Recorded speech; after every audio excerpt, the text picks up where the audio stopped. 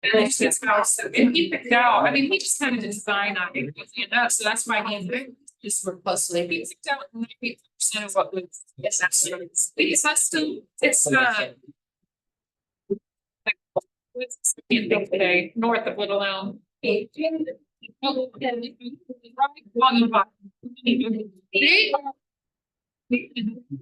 get signs with fans. There's the same neighborhood.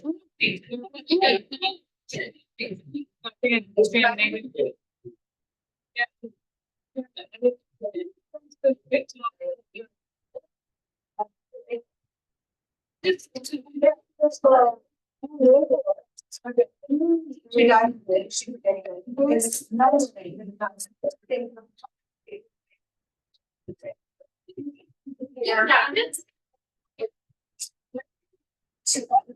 And then my.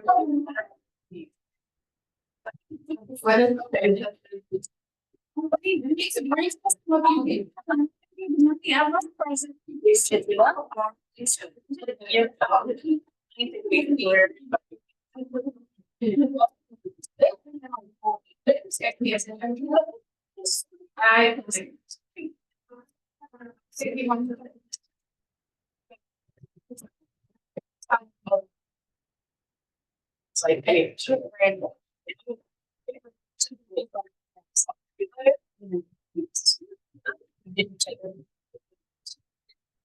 hey, Dave. Good to see you. Put me in a little bit on. Yeah. This is my dear friend, Lauren. Hey, me too, Lauren. It's got our last stages. Stellar's was good. Have it work around. They brought me over. Yeah, let's say. Well, she doesn't. But you. And if there's still, she doesn't live. Like I get it if you live there. Something. She could get. Right? I told her.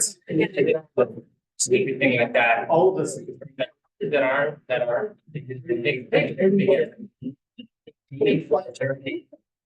Like me, and I didn't look at it from that perspective, I mean, like, yeah. Yeah, she didn't want to. Thank you.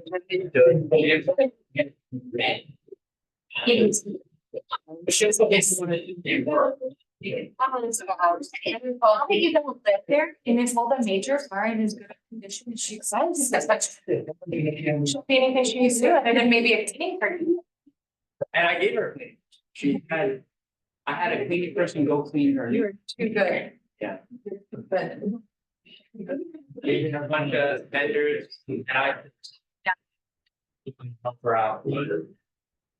Even with buying your house, the way we got it, we were backup offer. And it fell on the last day of their auction, they paid over Murray. And then. Yeah, she was on a run turning negotiators. And I was on vacation now, so I was. Each negotiating. Did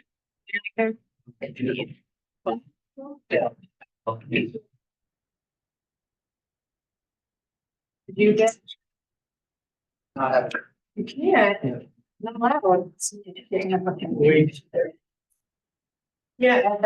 It's not better. Yeah, you get. It's wonderful having me.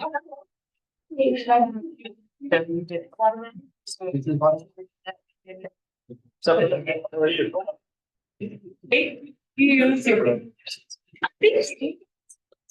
It's.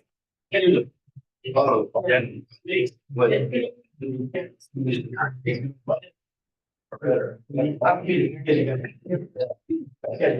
Say about you. Technology is not my strong suit. It's we were the ultimate. Did not that's just. Did you? Yes. Or. Oh, I can do it. I like it. Cookies. Anyway. In the back. Fancy sugar bomb amazing cookie. Very good. They'll talk to New York right at the end. Didn't realize you lived in New York. Isn't? Really? Yeah. New York? Yeah, Brooklyn. So. Yeah, he's for realties. It's like family or? And my family moved down here in my senior year, so they've been here about 2.5 years. And then I stayed up there and I came down. You're enjoying the heat. You're not. The hot up there is like 90s in some days, but then right now they're in 70s, 80s. It's Like it's really hot and you're like, you have no idea. Yeah. No. That's not easy. Okay, well, it's a little after 1:30, so let's get started. Welcome to the Great Name Cell Pass Express / Cash Fire Program. I can't take credit for the name because Morgan came up with the name. That was really good. So we are here. I'm Larry Levine. I think I know everybody in here. Lauren Klotz, who is represents the cash buyer that you hear me talking about every time I get up here to talk in real living color. Dressed a lot nicer than when you walk up. See me if we were going to be at a house together. So this is a real opportunity for everybody here. I represent Lauren and her company as a buyer's agent. You can bring a seller and she will make sure we both get paid. And it'll be the easiest transaction you've ever done. But really, while we're here, is because Lauren has a problem. Many. She has more money allocated than houses that she can buy. So we need help finding houses. We're going to get into what that actually looks like. So what he calls a class, it's really more of a presentation. What we're going to do is talk about how we started working together. I'm going to briefly talk about some of my history of working with investors. Lauren's going to talk all about herself for a few minutes of her history working for the Cash Buyer company. We're going to talk about what an opportunity looks like. We're going to walk through how an offer is calculated. We're going to look at a specific example of a house that was part of Jen's team on Northcrest. Walk through how bad it was and how the offer was calculated and how everybody was happy at the end. And then we're going to look at all the other terms in the offer besides the price. One of the things about the offer that Lauren presents is the rest of the terms are really attractive to the seller, except for the price. There's a real effort to try to make it easy on the seller. And then we've got about 7 or 8 frequently asked questions that we hear all the time. The point of this presentation is to answer a lot of your questions, explain the process, and then hopefully that combined with the frequently asked questions will answer all of your questions. So hold anything. We've heard a lot of the same questions over and over again. We're probably going to get there at some point. So, okay, let's start with how we started working together. May of 23, my sister decided she was time to sell her house, wanted to buy a new house. And I won't go into all the details, but it was a mess of a house. Needed an investor offer. I was meeting investors there. I got the owner of Lauren's company, had his card, called him. I thought he was coming to the appointment. Lauren showed up and we made a great deal for them and for my sister. They were very flexible on a lease back, very flexible on possession. And it really worked. She got the money she needed, the equity out of her house to put a down payment on the new house. And I remember thinking, this was a very pleasant, upfront, blunt negotiation, but we got to a place where everybody was happy. And then about a month later, I thought that's a great deal, but probably never do another deal with her again. And I found out my parents' cast iron pipes were out and they weren't flushing toilet paper down the toilet. Just shows the level of how. I'm still a 12-year-old child. 62-year-old body. And so we immediately started getting their house sold. And I was sure it was a tear down because they'd smoked in it for 58 years. Foundation was a mess. We talked about the plumbing. And I called Lauren and I said, do y'all ever buy any tear downs? And she said, occasionally. And she said, where is it? And I said, in Sparkman. And she said, we love Sparkman. Let's go look at it right now. And we had offers from investors. Her offer was $50,000 higher than any other investor. Gave us as the kids 60 days to get all the stuff out of the house. And she insisted that she pay me a $10,000 finder's fee on top of that. And at that point, I realized I was dealing with a different kind of human. And so after that transaction with my parents, Lauren, her older brother who manages the DFW operation, and the owner of the company, we went to lunch and I say they hired me. They partnered with me to be their buyer's agent, to represent them and find deals by talking to realtors that had off-market houses that they knew of that they could buy. Let me emphasize, they want to look at off-market houses. Houses on MLS can be an opportunity, but probably won't. And so I remember at that lunch meeting, I said, so you want me to find you 6 houses a year? And Mark said, no. I laughed at you. And he said, 12? Laughed again. I said, 24? And he said, like this, and I probably didn't sleep for 3 days. Because I could see I was gonna come in this office, I was gonna talk to everybody. Everybody had a house where I could represent the buyer and we could present the offer. And we were just gonna deal after deal after deal. Didn't work that way. Had to establish a lot of credibility, had to spend a lot of time one-on-one. Purpose of this class is so I'm not having one-on-one conversations with everybody. Presentation, not that I don't mind the one-on-one, it's a lot of time. And we went right into calling people. We were running to houses that were not fits. Maybe you've had that experience. This were good, but financially, the seller they weren't. So my actual job description is my job is to find the opportunity by talking to other agents and then pre-qualify the house, pre-qualify the agent to make sure they understand the map, which we're going to get into the map, and make sure the agent has pre-qualified the seller. Typical house in Plano, let's say, is 550 ARV. I need to make sure that if there's $50,000 worth of rehab, that the seller's open to an offer in the low 3s. And if they want an offer with a 4, we're not going. We're not going to waste any more time. Hopefully explain them. We wasted a lot of time. Yes. We wasted a lot of time. Since my sister and parents' house, we have, as of last week, closed 18 deals together in 15 months, which is tremendous. But I probably looked at 200 opportunities and we probably ran to 100 houses. So we can be better. I can be better. Yeah. So that's basically, now we really spend we spend hours on an opportunity before we go this point. We really try to understand the house. When I want to know system ages, what you think of the house, what you think the ARV is, and we're going to get into that one. Our true ultimate goal is to save everyone a lot of time.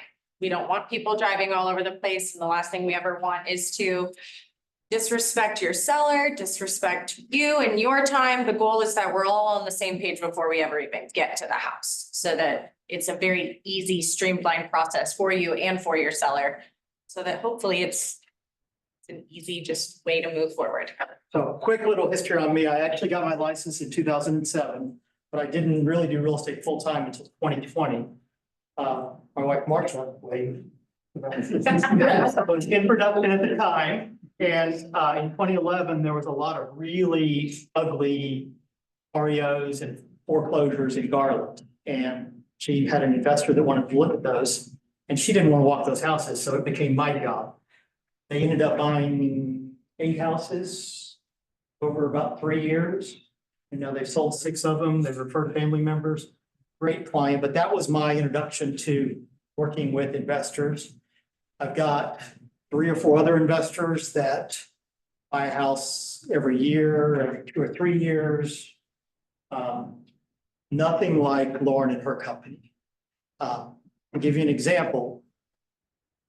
If I found you 6 houses today in Plano with an ARV of 550 and they would all accept 320, could you buy all 6 of those houses today? Gladly. Yes, I would be very. That's why you see me running around here fast. Talking fast, because the opportunity is real. That's enough on me. Let's talk about the actual cash buyer.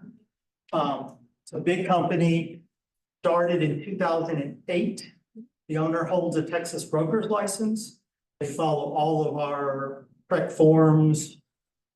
They follow as many of our rules as I follow. I'm being honest.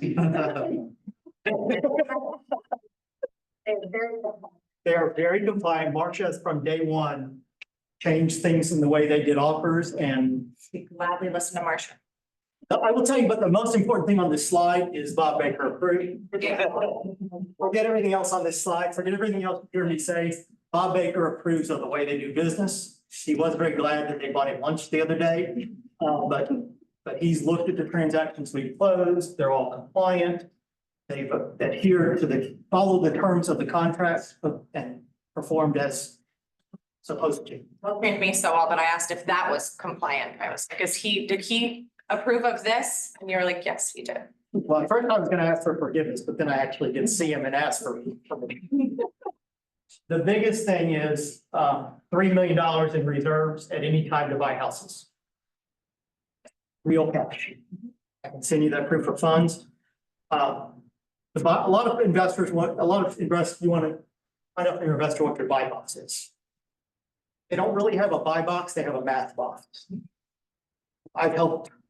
We've worked together on a $110,000 purchase price. And we've done a $500,000 purchase price that had an ARV of 800,000. So a wide range of things. That is, before I turn it over to you to talk. In my experience, there's 4 things that make a good investor. Number 1 is access to capital, $3 million. Number 2 is they have a defined game. I don't know if you have yet, but you'll probably get a call from a quote unquote investor that will say, find me a great deal. That's not a buy box. That's not a defined plan. Number 3 is they've got a team of contractors ready to go to rehab a house. Their primary goal is to renovate a house near the top of the ARV. I mean, you have other exit plans, but if you're working with somebody who says they're an investor and they ask you for a recommendation on an electrician, got to kind of question how serious are they?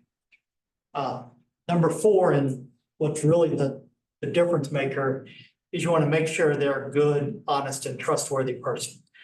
A lot of investors get a bad name. Wholesalers give people a bad name.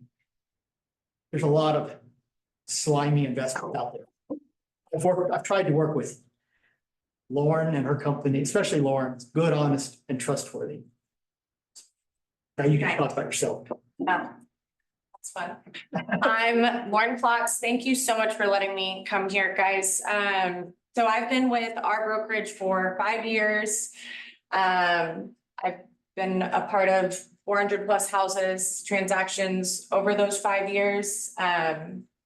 With up to, 14 closings in 1 month. I had 5 of those. You did. Larry was a part of 5 of those. Just thought I'd throw that in. Truthfully, without you, only 9.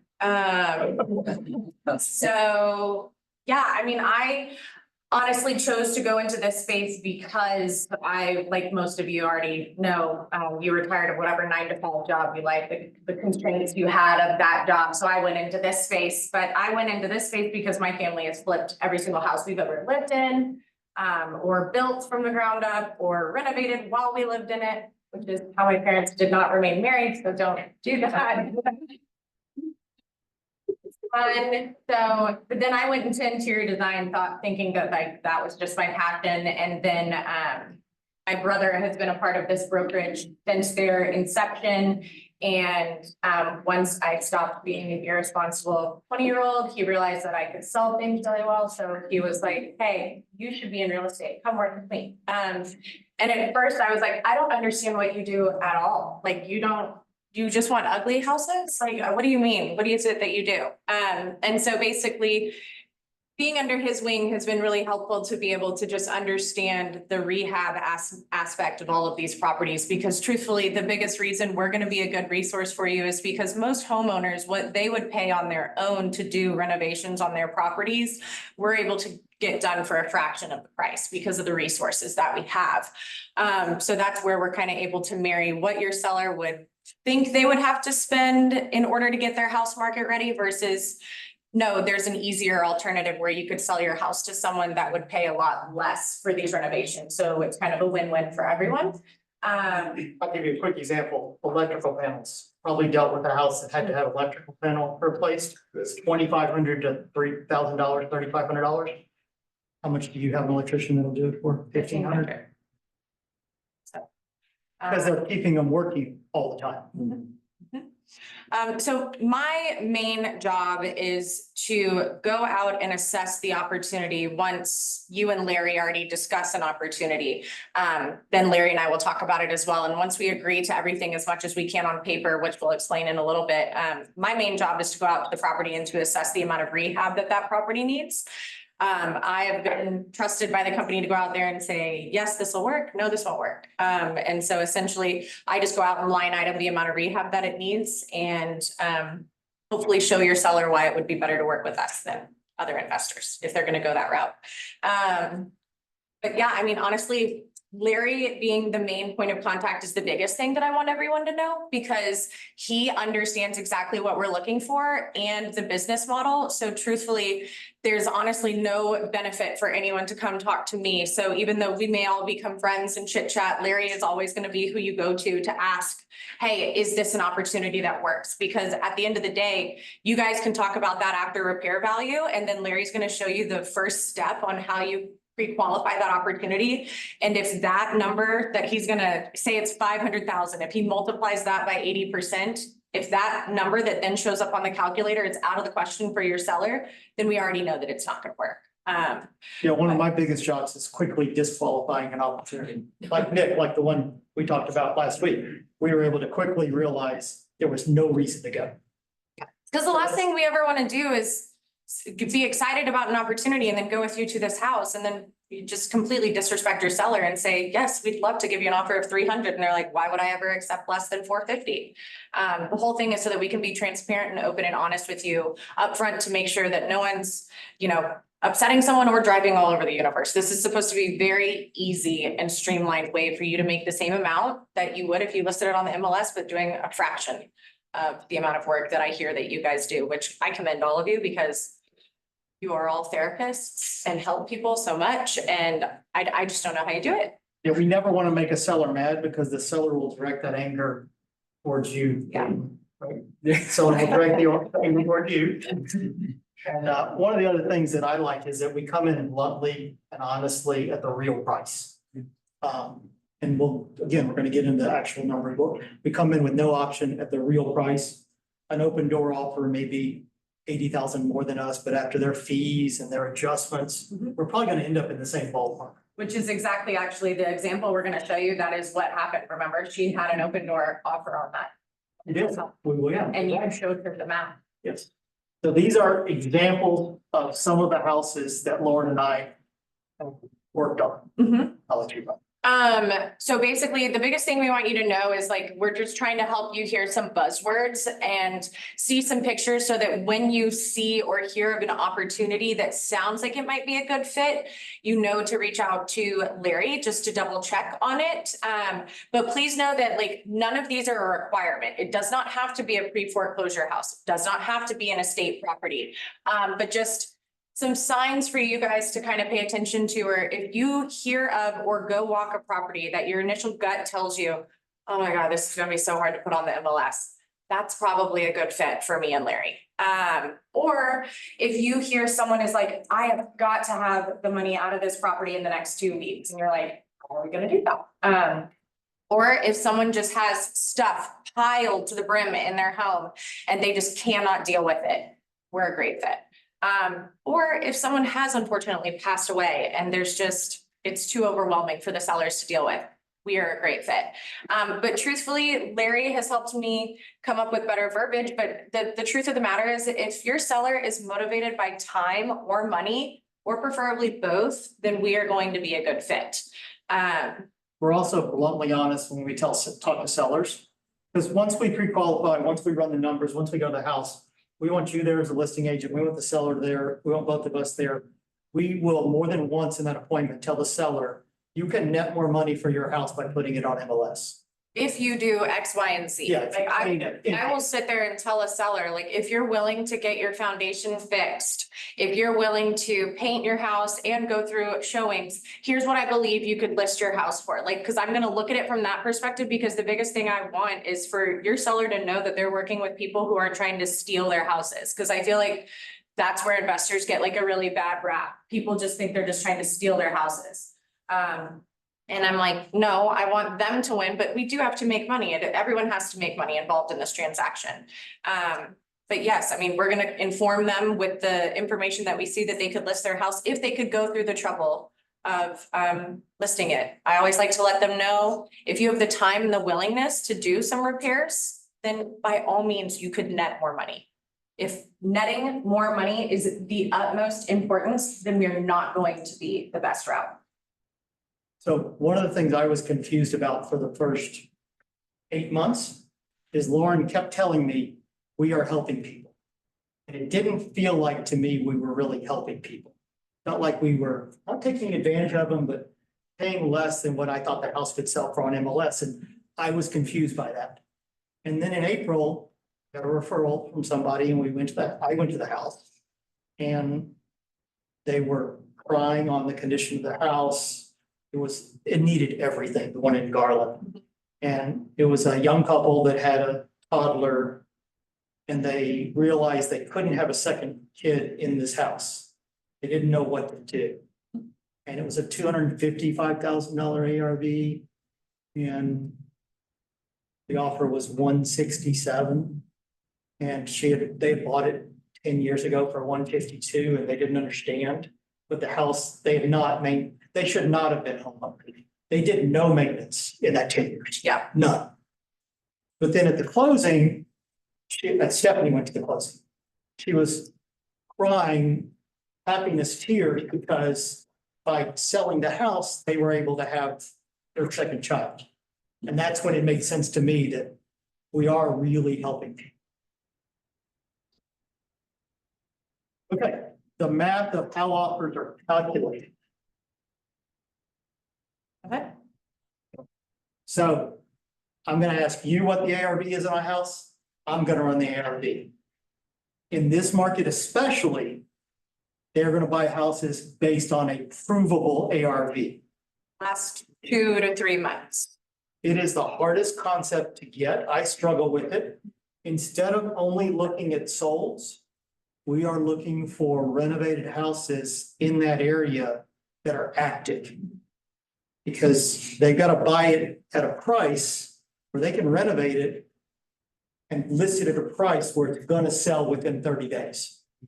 That's the business model is to renovate it and price it low enough or right enough, the renovated product, so it moves. And that's how the money keeps replenishing itself. If I help her buy a house that doesn't sell, I don't want that on my record. It's ultimately my fault. But I will tell you, it took a while to learn provable. In a hot market, it's a little easier. The example I like to use is Lee and I, we go to a house and like, this house is $550. If you paint it, clean it, we can list it for $575. It might get 600. So we don't even discuss the might get 600. We don't look at the 575. We're probably working off 550 or maybe even 540 in this market as the ARV. Because we don't want to be the highest priced in that area when the finished product is done. And the level at which we're willing to be aggressive on that changes with the market. So like you saw, 5-6 months ago, we were much more aggressive. Granted, there are certain areas, as we all know, in DFW that are just kind of safe. Plano, Richardson, Farmers Branch, McKinney, Allen, those kind of areas that have really good school districts and are just places that people love, will still consistently be more aggressive on those for the most part. But the less close it is to the city limits, the less comps that there are. If it's in Nevada. Yeah. The more unsure the market it is, the more I am gonna be a little bit conservative on that after repair value. But that's where, And the higher price points, you're gonna be more conservative too, because it's just more money to. again, invest. though, but if it's in Plano, you've seen, if it's in Plano, McKinney, McKinney was a good fit. those are areas where we can be more aggressive. Also, when I say more aggressive, you see this range 75 to 80%. We'll operate more off of the 80%. That after repair value multiplied by 80%, subtract the amount of rehab. And so basically, before we even go to the house, based off the conversation that you have with your seller, or if you've walked it and you talk to Larry, once you guys determine what you believe this provable after repair value is, Larry's gonna ask you some questions about the systems of the house, how long have they lived there? And if you have walked it, all the better. He's gonna be able to understand pretty quickly roughly what it needs. And if you tell him, hey, it just seems like she updated the HVAC last year, she's got a newer roof, foundation was fixed within the last 2 years. To us, that's sounding like a pretty cosmetic property And you've taught me how to calculate that. right. And so based off of the square footage of the house and that potential after repair value, I can have a pretty good idea of what I think we're gonna spend on rehab if I'm not operating on having to fix a lot of system issues. So then that's gonna be where Larry's able to go ahead and kind of tell you, we're gonna be in the low 300s on this house based off the information you have provided us. And that's where Larry's gonna tell you, is a low 300s number something your seller's open to? And then you So guys the are. language I actually use is the low 300s, a number your seller will seriously consider accepting. And if the answer is no, we are not going. And so usually if he's saying a low 300s number, what that means, so keep in mind, it's going to be low 300s, but then on top of that, we're taking care of traditional closing costs, title policy, and 6% commission. So it is a true net number to your seller less the taxes, or if there are any liens affiliated with. Yeah, when we first started working together, we were paying my commission. We were presenting offers and the listing agent was having to say, here's this offer that's already too low in your mind. And by the way, you still owe me 3%. So we quickly switched that plan. In the rehab budget is, I want to just say what you said again. In the rehab budget is the commissions, is the closing costs, is the cleanout of the Yes. property. If your seller has a home that, I apologize. No, go ahead. That has a lot of trinkets and treasures, and it is of interest to them to leave every single one of them and no longer remove anything from this house, that is absolutely a possibility. If they would like to do that. We would never ask them to clean the property, never repair anything, take what you want, leave what you want, whatever makes your life easier. Also leasebacks, we are happy to discuss leasebacks up to a month. We are fine with not charging any rent. We do just want a security deposit because there have been times that we have inherited humans and that is not fun. So when you see, if you know that your client needs a leaseback or that would be beneficial for them to get their proceeds to go to another property, we're probably gonna ask for somewhere between $5,000 and $10,000 as a security deposit, depending upon the purchase price of that property and the condition of it. Truthfully, I'm gonna walk that property, and if I feel that I can trust this human, I'm going to encourage my Ray and Mark to lessen that leaseback. If I go to the property and I get any sense that this person is not going to be cooperative and not going to leave on time, I'm going to encourage them to ask for $10,000. And that's just gonna be my gut. And I hope we can all kind of understand that. If they vacate on time, if they vacate early, we will get that lease back sent back to them. So the example I'll give you is we trusted these people. We only did a $2,000 security deposit on a property and I told Ray and Mark, I didn't think it was the best idea, but for some reason they were being very generous and wanted to help these people. Well, we helped these people get $450,000 to then utilize a moving van in the front of the property to live, and they lived in a moving van in front of the house for weeks and weeks and With weeks. and extension cords. with extension cords being run to the house, and they would not leave. They would not leave. Y'all, this was in Prestonwood. So like a nice neighborhood. It was very difficult to get them to leave. As y'all know, tenants actually have a lot of rights.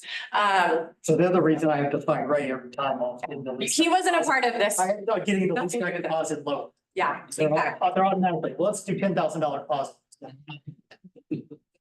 And then the holdover, if everyone's familiar with leasebacks, you will see if we do a lesser security deposit, we'll probably do a higher holdover. So like if we only do a $2,000 security deposit, you may see that that holdover per day past the day that they are asked to be out is gonna be $500 or $600. Because if someone balks at a holdover rate, that tells me they're thinking they may not leave. And I'm like, if you're gonna leave, if you're gonna leave on time, Okay. your holdover rate should not matter. I should be able to put $1,000 on it, and it won't matter because you're gonna be out on time. That's where I kind of usually gauge that. So we've combined their ability to close in 8 days and their ability to do leasebacks with quite a few senior sellers that needed the equity to make the move to buy their next, either buy into their assisted living or just needed the money out of their house. Works well when senior sellers, that's their net worth, is the equity in their house. We help them access that, try to make it as easy as possible. Okay. This is the example, right across the street from Bob Baker's house. As a matter of fact, we found that out later. This was, is the first time I saw Lauren freak out in the house. Oh, Behind the no. stairs of the attic. Oh, yeah. You saw rats. Yeah, there were rats everywhere. I'm usually not afraid of anything, but furry creatures that are near my head, that'll do it. Why I wear hats a little more frequently now. So this is, if you watch the movie Animal House, this is a fraternity house, It 10 wasn't, times as bad. it wasn't a fraternity. There was active dog poop in the house. Yeah. There was some human poop. I know, again, that's a 12 by 12-year-old self. But just, But it was really what we walked through. It really was.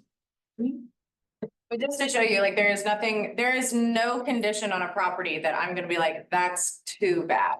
Like, that doesn't exist in my world. So it was a 4-bedroom, 3-bath, 2-car garage. Truthfully, the only thing that had been updated on this property were the windows. I think I ended up new water. Yep, windows and new water heater. So I very much appreciated the windows because that's a very expensive ticket item, but outside of that, because the house was 2,300 square feet, you know, it was still gonna be costly. So it did need a new roof, definitely landscaping, needed a fence around the entire property. The backyard was very overgrown.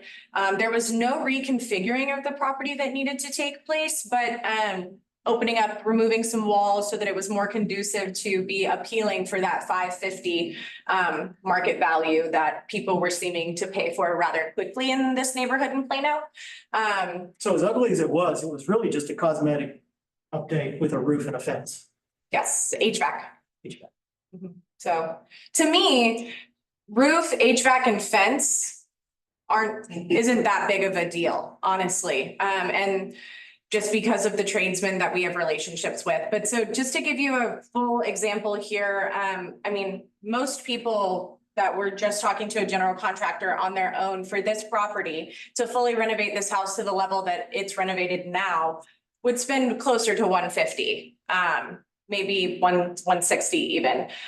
So that just goes to show that, yes, we're able to offer more aggressively than traditional people would. But also our offer was 440. Remember, she had an offer of 500 or 510 from Open Door. And I'm not as familiar with all of the fees and everything from Open Door, but you were like, there's 11% or something in. Right. And then they hit her with repairs and. Right, and so Larry's knowledge of that coupled with me being able to detail the rehab budget, we were able to sit down and discuss that with her once we were at the property. But before we even went to this property, Larry talked to Jennifer and explained to her that our offer was going to be in the low fours. Is that something, low threes? Don't Right, confuse- low threes. Don't I'm confuse sorry. everybody. Low threes, and said, you know, is that something your seller would seriously consider? And Jennifer was like, I don't know, it was 400. Yeah, it's 410. I think it's 410. And she was like, well, she got 410 from Open Door, and then we were like, well, if she would love for us to explain why that may not be a good fit and how ours is a surefire offer that's not going to be renegotiated, we would love the opportunity to come to her property. Yeah, I went on a deep dive of Open Door, looking at feedback, looking at their process, looking where their actual closing price is on average, for their actual offer price. Yeah. And it's about 20%. By the time you do the fees and they come out and they hit you with repairs. Because that's They the box biggest people in thing a here is corner. whatever number I state when I'm at the property, because I am going to do a lot of homework before ever going to the property. So will Larry, so will you, but my client, the owners of my company are going to look at this opportunity before I go to this house. Because the goal is that when I'm at the house with you, your seller and Larry, I am going to do that, utilize that time as the inspection essentially. And then I'm going to, within 30 to 45 minutes, be able to step outside, call Ray and Mark, tell them what I see, tell them that I think the number that we're thinking of offering is great, or I think it's more, or I think it's a little bit less, just depending upon the condition that I see that day. And then we will come back inside and sit down and present the no option offer right then and there. And And at that point, we also remind them that they could get more money putting their house on MLS. if they are We able to. never want to be misunderstood. So it will be presented right then and there. And then the biggest thing that we will stress to them is that this offer is what it is. There will not be the possibility that we come back and renegotiate. I'm not gonna sit here and tell you 340, and then next week I'm gonna come back and tell you, actually, we need it to be 320. No, it is what it is. That's the number, and that's what we're gonna close at. We are flexible. We usually ask the seller, when do you want to close? I mean, some sellers don't want to close in 10 days. They want more time to go through their stuff. And we can probably go as long as 45 days on a closing if they want that much time. A lot of people want to have an estate sale. A lot of the stuff we see in the houses, nobody wants to buy in an estate sale, but they still want to have an estate sale. Yes. And so, well, and we're gonna get the offer structure in just a second. Everything else besides the price, they are very flexible on. If that's enough. How much earnest money is it that you usually recommend? 3%. So on this house, I think we did $10,000 in earnest money. That's the other thing. We're happy to present as much earnest money as going to show them with certainty. We're not going to disappear. We're not going to just walk away from this. I know Larry and Lauren, you guys mentioned that you cover most of like commissions, most of the typical closing costs, title as well too. So this offer price for the seller, so net to them, would be anything that they still owe on their financing, anything else that comes out of this? Property tax proration. And if there's an HOA, there could be some of that charge that goes to the seller. Okay, so property taxes. But property taxes is really the reduction, plus what they own. Okay, thank you. So this is what we normally present. Again, I want to emphasize it's all cash. Flexible closing. You've told me for months that you can close in 8 days. I want to tell that story. We actually got an opportunity a week ago Sunday, we learned about it. We talked to the agent, Donna Gill, in this office. We talked to her Monday night. We went on Tuesday. We presented an offer. One of the things, I'm going to hesitate for just a second.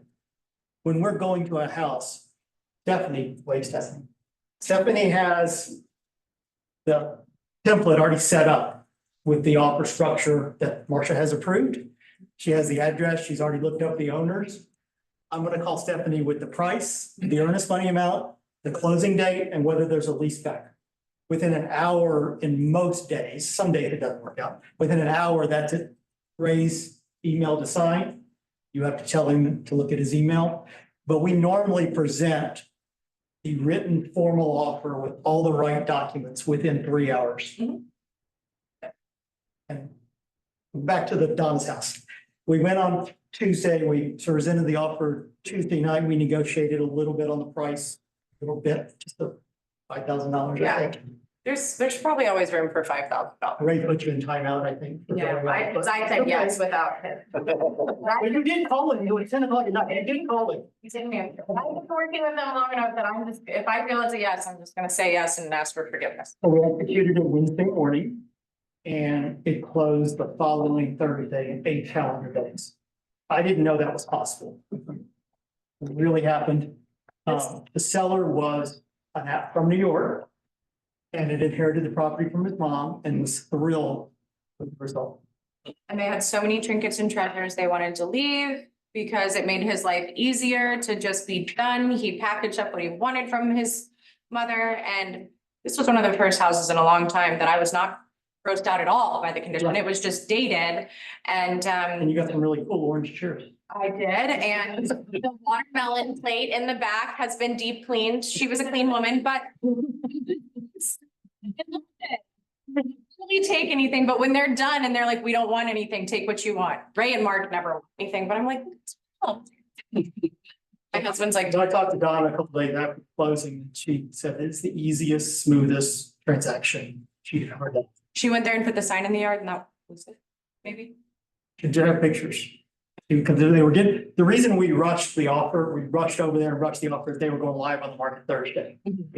If the house goes on MLS, we probably need to explain that in a minute. Sure. If it goes on MLS, they're not gonna offer as aggressive because there's a history of the house. Okay, let's take back to here. We talked about seller does not need to empty or clean the house, 2 to 3% earnest money. I always push it 3 because I think it looks better. We present the offers really within 3 to 6 hours. And commissions are all taken care of. Mhm. What was I going to talk about? I don't know, probably don't need it. Oh, it's not important. Here's the actual process of getting a property analyzed. And we are trying to make this a lot bigger and a lot broader. So we've developed, yeah, Morgan has developed, I get to take credit for it. Morgan has developed a QR code where you can submit a property for evaluation online. I'm probably still gonna call to ask for questions, ask if you have any pictures, probably gonna still ask for more stuff. Again, what I try to do is when somebody gives me an opportunity, I really try to quickly disqualify rather than qualify. Because the disqualification is easier. You know, is it 4 years old and in a city, but Princeton, if it's a 3-year-old house in Princeton, they're not interested. Because there's not enough rehab to do. There's no way to make any money unless somebody's willing to just give it away. That's not normally. And there've been plenty of times where Larry and I will see an opportunity that someone thinks is an opportunity for us, and we're politely just like, your sellers should list this. If you can get them to list this, like, they should just list this. Yes. So again, that's. I spent a lot of time. We spend probably 3 to 4 hours doing the research on the house before you actually present it to Ray to get a number. So we do a lot of work beforehand. If we're all in agreement on the ARV, the seller says they'll seriously consider an offer in the range that I've mentioned. Then we go, Lauren walks the house. We're usually there about an hour. She's taking pictures of everything, looking at system ages, confirming her rehab budget, seeing if that flooring that looked like you might be able to reuse, if you can really reuse it, fine tuning the rehab budget, which just verifies the offer. And then we submit the offer. A lot of people ask, so where do they look for houses? So there's every deal we've closed. Carter took us to Fort Worth. Amy took us to Forney. We went to, that says Melissa, but that's actually very North McKinney. That was an interesting house up here. That was a 2 or 3 acre property. We've never pushed so hard with the seller to just go ahead and list her house as we did with that one. Single woman. Ma'am, Single woman appeared to be mentally stable, but not sure. she just needed the money. 3,000 square foot house, 2 or 3. 3 dogs, and she refused to let us go to the house without her there. And she refused to have shelves. So the agent is friends with Jessica, and he called me. Said, I know I could list this house for $625 if you would let me have showings. What do you think? You think you could pay $550? ARV It's tough to comp it because there weren't a lot of transactions up there. But we decided on, I think Ray decided on an ARV of 800. And Ray actually came to that. It was so confusing that Ray came out to the house, to walk the house. I was like, I don't want, because the rule is if I mess up and I make a decision without them, that I'm not going to buy it. I'm like, I don't want to buy this one. Dude, So the number turned out to be 500. We walked away from the house knowing we had done a great presentation, but we didn't think she was gonna take 500. Told her she should. And he called me back and said, he's gonna take it. And then we argued over the lease back deposit. We were getting a lot of lease back deposit. And I argued with Ray down to $3,000, but we put like a $500 a day. And she took to the absolute last few minutes of the lease back to get it. but see, like, I just want to stress enough, like, the goal is to make this an easy process for you, and I promise you, like, I will be honest with your seller, because like, we were walking around this house and I was like, ma'am, why are we here? Like, you can list your home, like, your home, you should list your home, it's a very cool property. But we were the resource that worked best for her, and that's ultimately all that matters. She ended up very happy. Mhm. And Ray probably ended up very happy too. Very. Okay, we're down to the frequently asked questions now. We'll say I'm gonna ask you, okay. is the price negotiable? Very rarely. Very rarely. If you know that we're within $5,000, let's have a conversation by all means. At the end of the day, Ray and Mark don't always tell me if they're willing to go up $5,000 or $10,000 because I am too honest. I'll just say that number to begin with. Like, I don't want. You just tell me the number. Yes, I don't want to go back and forth. I'm not gonna be the agent that's like trying to nickel and dime everyone and go back and forth. That's why I'm gonna present it right away up front and just tell you what it is. So Because- usually I ask, Ray has a say that he'll say 340, not a penny more. So when Lauren tells me number, I'll be, is this a no, not a penny more option, or is there flexibility? And I'm like, I think there's a little flexibility. Usually Plano leads to a little bit of flexibility. Yes. Richards. Very rarely, but if it's within reason, I always want to hear it and I will do everything I can to get it done, because by the time we get to that house, you always say it, we've already done all this work. Yeah, you've already done it for. Like, let's just make it happen. Yeah. I'll figure it out. How do we find the ARV? That's changed. We're looking at a lot more actives in the marketplace. One thing that Ray said directly to me was, when they renovate a house, they don't want to set any records for the subdivision. They want it to move. You want it to move. Would be nice. Provable ARV is, I know we talked about it a little before. It's the most complicated part of this process. I struggle with it a lot right now because houses aren't selling as quickly right now as they were 4 months ago. So when I say a number, I have to be confident that it's gonna move in 45 to 60 days. I think also some of the magic of Larry and I being able to work together about this provable ARV is usually when he thinks that it's a viable option, he's gonna be looking at the value, I'm gonna look at the value, and then we call each other. We're like 1, 2, 3, 400, and like, we're usually like right about the same. So like, he knows that I'm not trying to like inflate anything or just like, nickel and dime anyone. Like, I'm very honest with that, and we see the same thing on that a lot. But sometimes houses confuse us, lots of rain. We look at the house online, we did all the research, we were both 75,000. I was so excited. Ray, you need to do this. And he was like, what is this that you're seeing? Like, what is this value you're seeing? And I was like, 50? He was like, no. 650. He was like 650. And I was like, and we're rarely that wrong, but it's just that right now, I'm just paying it.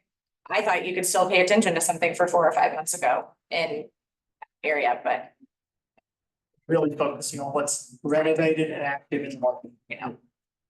Is it real cash? It is real cash. There is $3 million in the bank account. y'all can even call. There's a phone number on there. You can call and speak with Leslie. I'll talk to the police by all means. What's the $5? It's just the math. Look at anything, if it's out in the boonies, it's gonna be 75%. If we can prove an error. There's gotta be an exit. Right. What's the catch? I mean, honestly, I kind of felt the same way that you did when I first started working for this brokerage, I was like, because they told me like, we're actually, you know, yes, we have to make money on these transactions, but we're helping people that have real issues with selling their homes. I was like, how are we helping them if we're buying these houses for less than they could list them on the MLS? And they're like, because most of these people cannot list them on the MLS for some reason or another. So there is not a catch. If the math works for you, for your seller, for us, that's it. That's all that matters. So I'll look at it, what's the catch from a realtor perspective?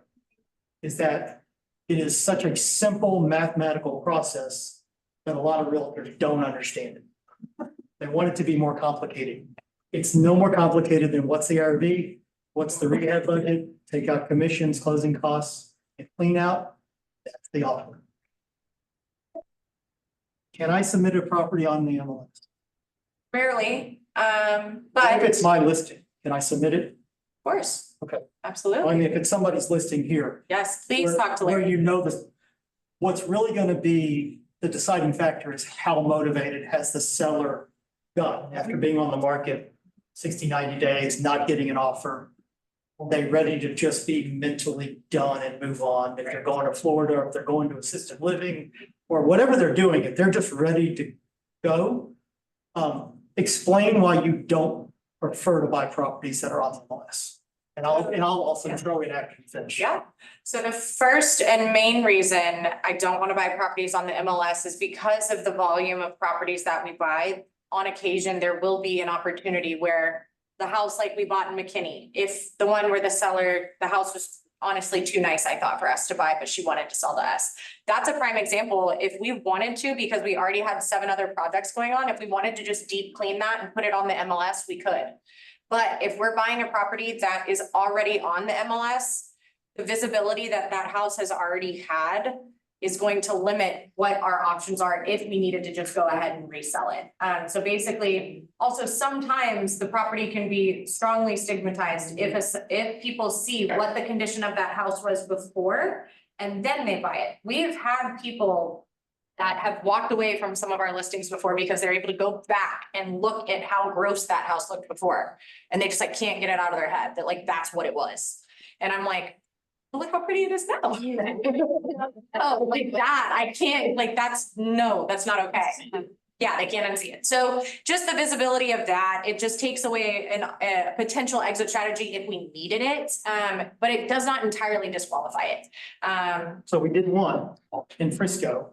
I also have a whole division of guys at my office that's all they focus on, is properties on the MLS. So most of the time, we've probably already looked at it, but, I mean, there's only 6 guys doing that. They can't cover everything, so I'm sure we miss things, but also, even if they have looked at that opportunity, if you have insight and Larry has insight, I am happy to just, you know, it doesn't matter about me being involved in it or not. We just want to get the deal done as a company, so it isn't to decide. Okay, we did do one in Frisco.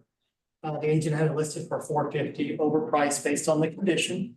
And I heard that he had sellers that just needed it sold. And I threw him out a number of $330. I think you said there is no way they are ever gonna take that. You sent me the link and I looked at the pictures again and I was like, this house is too nice. This house is too nice for me. Like, my offer will be disrespectful. They could have lowered it to $395 and sold it, but they refused. Yes. There were But they did. 4 adult kids that wanted or 3 adult kids that wanted their $130,000 out of the house. Mhm. And at some point, they were arguing, fighting, couldn't agree, couldn't even have a conversation. The agent came to me and said, get me an offer. And he was offended by the offer. And I remember we went to Houston 2 or 3 weeks later, he called and said, is your offer still good? My people are ready to take it. I have to get off the phone and I had to call, I had to call you and say, you're actually gonna do it. Here's the problem. It was on MLS. It closed on MLS at 330,000. They put, how much money did you put into it? 50. 50, and then listed it for 515. Because that's what the market proved you could get. So agents now see a transaction at 330, they see the pictures and they say, you didn't put in $185,000 to list it at 515. Should I pay that for this house? And I've gotten at least 3 or 4 calls from appraisers comping houses saying, did you misenter your price? Did you mean to enter 430? And I said, well, for one thing, I was the buyer's agent. You'd have to talk to the listing agent about making that mistake. But yes, we did buy it at 330. Here's why. Take it off of your price. Because it confuses the marketplace. That's even when the seller is that motivated. They saw a number earlier. Again. If this room brought me 15 properties that fit the math, how many can you buy? Every month, usually we're buying somewhere between 20 to 30 properties. So I think our best month ever was like 36 or 37. Yes, So are you relisting them after you do the rehab or are you holding them? I don't have any part in that aspect of the transaction. It depends. It depends on the property. If we're gonna flip it, if we're gonna keep it as a rental, what we're gonna do with it, but I don't always know what we're gonna do going into it. My job is to look at it from the highest and best use of that property, and most of the time, looking at it through the lens of it being flipped and resold is going to be the best avenue. But the one that we got to look at with you the other day, that if you flip it, keep it as a rental or owner finance it. And so those are what I call a triple threat, because When there's multiple exit plans, you will pay. More aggressive. For it. You have option. I think if we would have been able to come to an agreement on that house, there's one option on that house. Renovating it to the top of the market. You're not turning that into a rent. So my job is to find the houses that have multiple exit strategies. And that's why the lower ARV usually work, because a 550 house in Plano can be a $3,200 or $3,400 a month rental. Right. If it needs to be. if it had to be, exactly. Because we just have to look at it from like, okay, if everything else fell apart and the market is being crazy, can we keep this as a rental? Or could we just owner finance to this just one? Like, what are the multiple steps in case something goes wrong? So that we're prepared. I think that's pretty much what we covered. Questions? Fire away. Lauren's here. Let's ask Lauren questions. Any issues, because you mentioned other people in there, target would be estate or just family or something like that. What do you need from a title perspective? It's a great question. As far as going into this process, all we truly need is to know that we're all agreeing on a price. We don't have to have clear title going into this. We don't even have to know exactly what we have to work with. I mean, it would be helpful to know if the property has gone through probate, is probate open.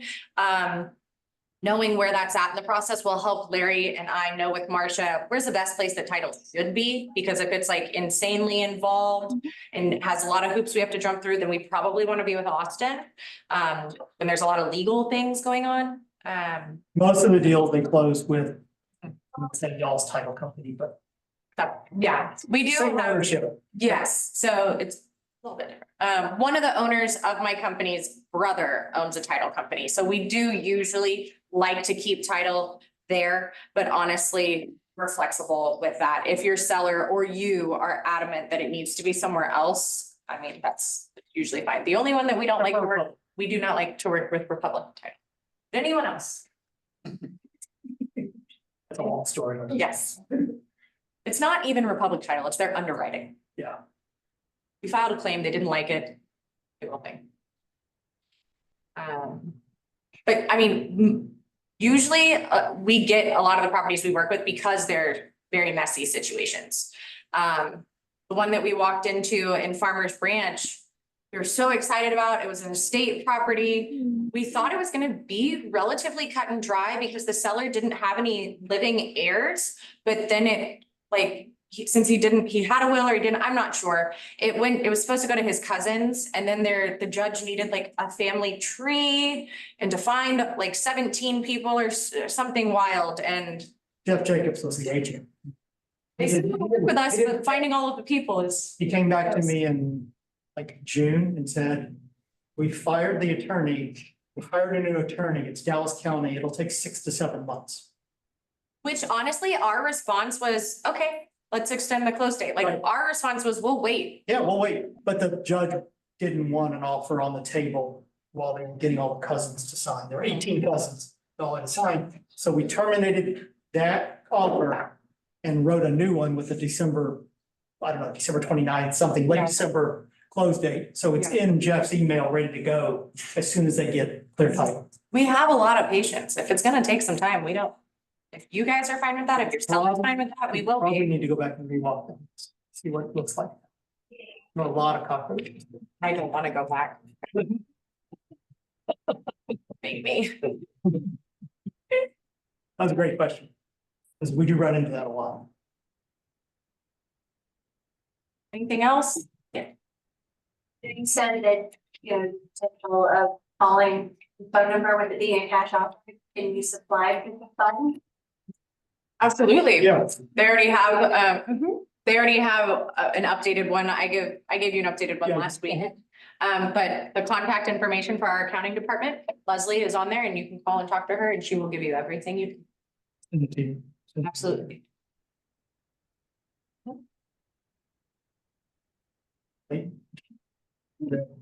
I spoke with you guys last week, so I got. So Layton got a real example of how sometimes how blunt and honest we are with the deal and don't really play around with the numbers. His seller, we presented an offer that was like 20 grand less than she actually really wanted and we didn't know. 10. Well, I think I gave you a range of 340 to 330 to 360, 340, 360, something like that. And like Marcia keeps telling me I shouldn't give exact numbers because all your person heard was 360. Lauren tells me that too. So one of these days I'm gonna listen to them and. It wasn't wrong. Our offer was 340. Yeah, my number was right, but your His number seller, was right for my number. My boss's number was 330, but I could tell by looking at your seller, I was like. If this is one that I had to buy, I'd be okay with it because it's in McKinney. I could flip it. I could keep it as rental. My husband wouldn't kill me. listed for 48,000. So I was like, we're gonna, 340 is what it is. But his seller was like, I won't take a penny less than 330. And I mean, 360 or something. Maybe. It's like unfortunately. So if you change your mind or if anything changes, please let us know. I thought she would. She's a tough one. She was a tough cookie. She's tough. She's really mean. Related.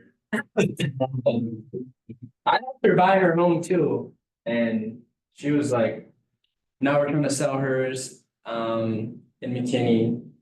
And yeah, she's just been really grumpy there the entire time.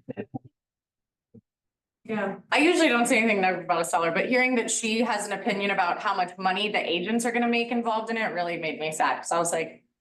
No one would be here without these two, like giving you this offer, so why is what they're making, Well, but I just smiled, yeah, perfect, great. Not my I client. wasn't smiling. I was fake small. You were. Anyone else? Sorry, we took up a lot of your time today. We don't keep you if you need to go. All right, we just want to be a resource for you when you come across a house that does not scream, hey, let's just list it on the MLS. Please keep Larry in mind. What's your little tagline? You see all the people you think about me. Yeah.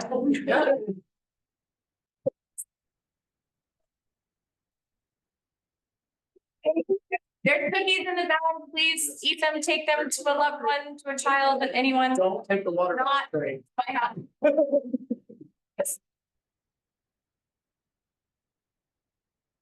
Did a great job with slides. Kept us on an hour. We did this in an hour. And I, Well, I thought we did this, it took an hour and a half. We didn't cover all. well, next time we can try 30. 45 minutes, but I need to do it. Less and less. Okay. That's great.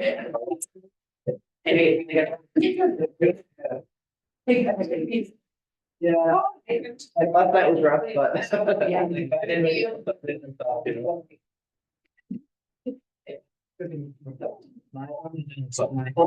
She's. Yes. I think. My slice this is. You're already. Be careful. Everybody. But the other day when I fixed the calendar invite, he was like, this is for all like. Right? Yeah.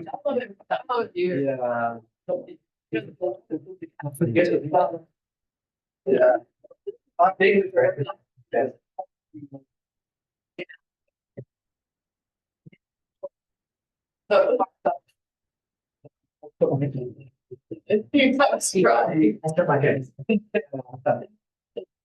Yeah.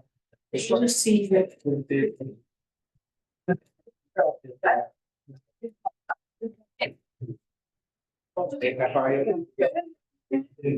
good, sneaking in there.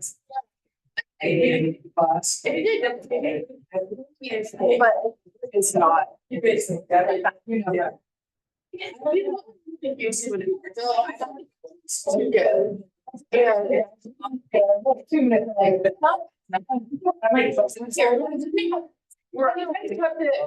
There wasn't like a man that.